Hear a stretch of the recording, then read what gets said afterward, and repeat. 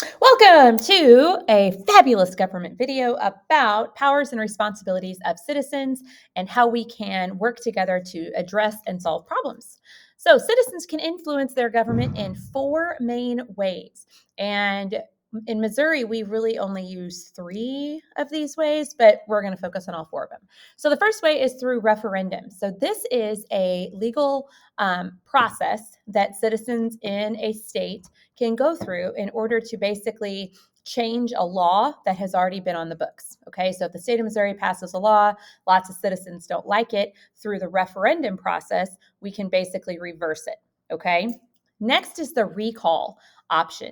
And this is a way that citizens of some states can kind of like unelect citizens that have been elected to state offices. Okay, in Missouri, we do not have a statewide recall. We can't recall our state elected officials, but we can do that in some of our towns and cities and localities.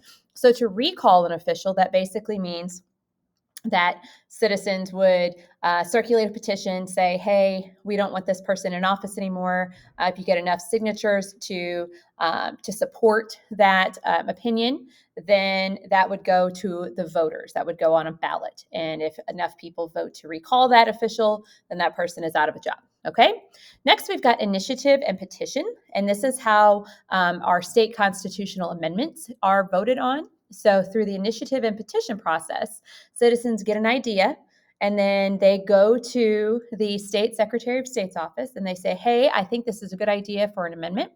The secretary of state's office says, okay, here's the petition. Basically, you've got to go around and you've got to get signatures from a certain percentage of people across the state of Missouri. And if you get those signatures, if you hit that number, then we can add your initiative or your idea for an amendment to the ballot, and then citizens can vote on it. Okay. The last one is something that everybody can do, no matter what state you're in, no matter how many signatures you get on your petition, and that's the advocacy phase. So if you're an advocate for something, that basically means you are speaking in favor of it or you're speaking against it if you're advocating against it.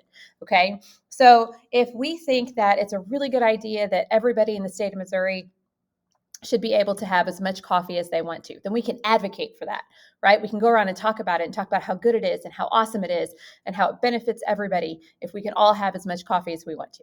Okay, that's advocacy. So those are the four main ways that citizens can influence their government. If you have any questions, let me know.